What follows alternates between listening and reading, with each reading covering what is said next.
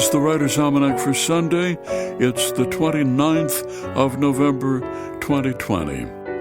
It's the birthday of Bronson Alcott, 1799, and also the birthday of his daughter, Louisa May Alcott, 1832. Father, a transcendentalist philosopher, the daughter, the author of Little Women. Bronson Alcott founded a commune. It's called Fruitlands, became a vegan before there even was that word.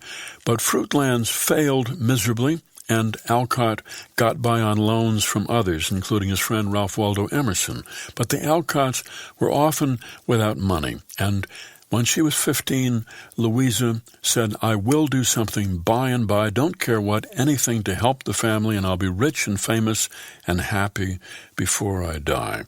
Her first literary success was Little Women, and the money she made provided her father with his first financial security. But what she really loved was writing lurid Gothic romances under the pen name A.M. Barnard. Bronson Alcott died March 4th, 1888. A few days before, he had told his daughter, "I am going up, come with me." She said, "I wish I could," and as it turned out, she died just 2 days later of a stroke at the age of 55. It's the birthday of the novelist C.S. Lewis, born Belfast, Ireland, 1898. Clive Staples Lewis became an atheist after he fought on the front lines in France during World War I. Studied at Oxford, became a professor there where he became friends with J.R.R. Tolkien, and together the two of them formed the Icelandic Society. They were very interested in language and in mythology. Lewis converted to theism in 1929. He said he felt God's presence in his room each night. And 2 years later, after a long walk along the river with Tolkien discussing Christianity and myth, Lewis officially converted to Christianity.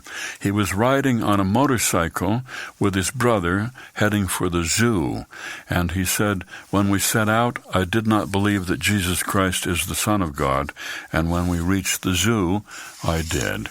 C.S. Lewis was one of the first to hear J.R.R. Tolkien reading The Lord of the Rings out loud at their club called the Inklings, which met each week around midday one day at the Eagle and Child pub in Oxford, and where they read from their work.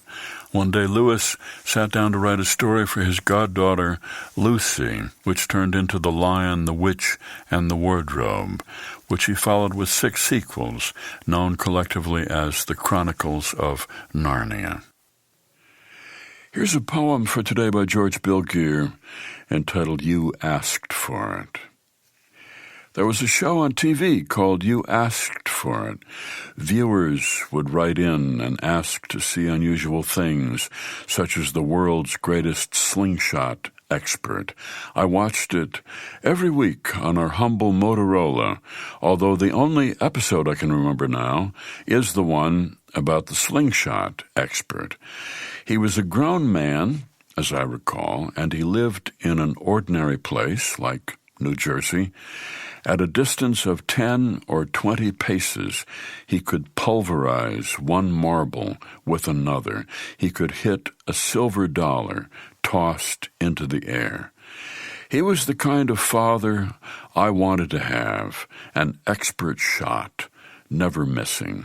And I think of him now, perhaps long dead, or frail and gray, his gift forgotten, just another old guy on a park bench in Fort Lauderdale, fretting about Medicare, grateful for the sun on his back, his slingshot, useless in this new world.